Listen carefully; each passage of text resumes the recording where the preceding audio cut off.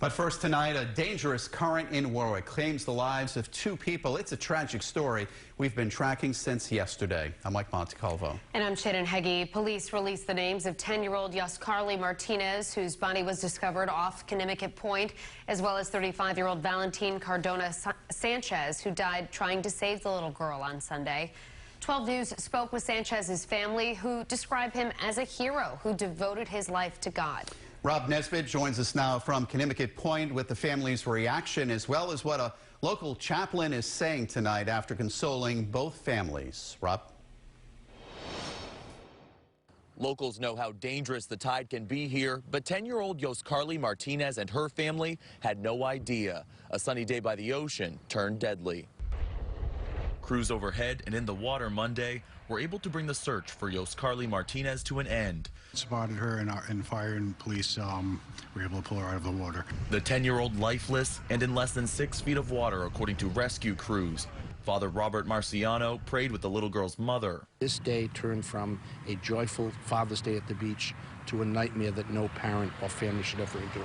3 men went into the water Sunday at Conimicut Point to try to save her. The ocean also taking the life of Valentin Cardona Sanchez, whose family described him through tears Monday as a man of God and a hero.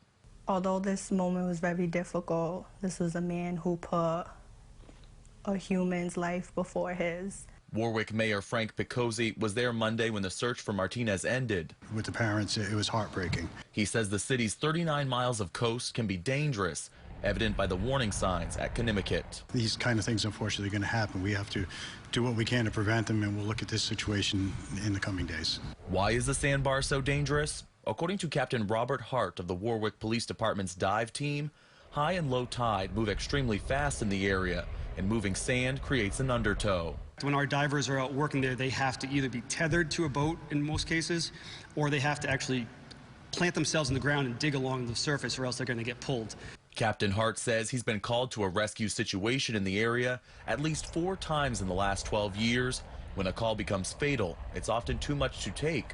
For the first responders, Father Marciano consoles. That it's just too much. They just walk in, put the badge on the desk and leave, and that's enough. I've had enough. A GoFundMe has been set up to help the Martinez family with funeral expenses, and members of the Sanchez family say that they're working to raise money to be able to send his body to Guatemala for a funeral in his home country. Reporting in Warwick, I'm Rob Nesbitt, 12 News.